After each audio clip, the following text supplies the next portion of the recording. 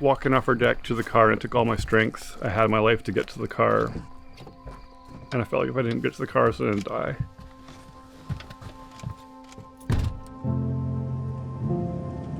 And I remember waking up when he walked in and he said he can't breathe and he looked purple.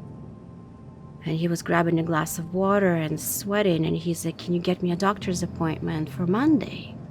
And I'm like, "Oh, we are not going to the doctor's appointment on Monday. We're going to emergency right now." Crazy, painful body aches, muscle cramping, chronic headaches that wouldn't go away. And then eventually my body started to shut down. We got to the clinic and they asked what's wrong. I said, "I can't breathe."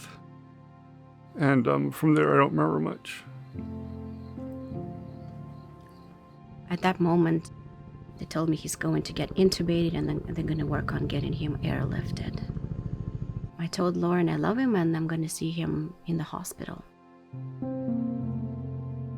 At Lionsgate Hospital, the ER doctor came out and basically she said, "I have no guarantees for you at the moment. We're making a decision to do a transfer to Vancouver General Hospital where he can get care." At that moment when somebody says there's no guarantees and literally passes you the belongings bag with Lorne's wedding ring and a few belongings that he left with was a shock.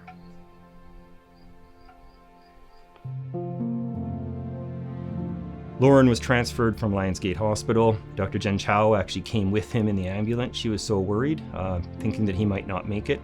They arrived, we were ready, and within 30 minutes to an hour, we had Lorne put on the ECMO machine as well on continuous dialysis and continued our resuscitation, and he started to stabilize that night.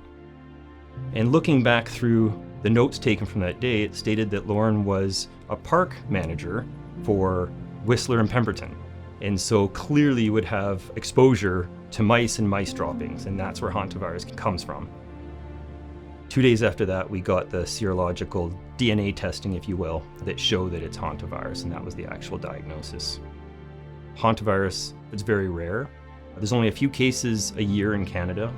It has 50% mortality rate, but with some of these technologies that the foundation supports, such as ECMO and the ultrasounds we use to look at the heart and the continuous dialysis machines, have brought the mortality rate much lower. And those specific programs definitely are what contributed to Lorne's survival. I was incubated for 5 days, and they brought me to, and they told me what I had, and I'm like, not many people survive, and I survived. Thanks to the help of the hospital and staff. Looking at the magnitude, people treating one patient, one dad, one husband, just their compassion and involvement in this process were breathtaking. I guess with the healthcare system, you don't really know what you have until you need it. Without donor support, specialized equipment like the ECMO machine, if that had not been at the hospital, I wouldn't have survived. It was surreal coming home.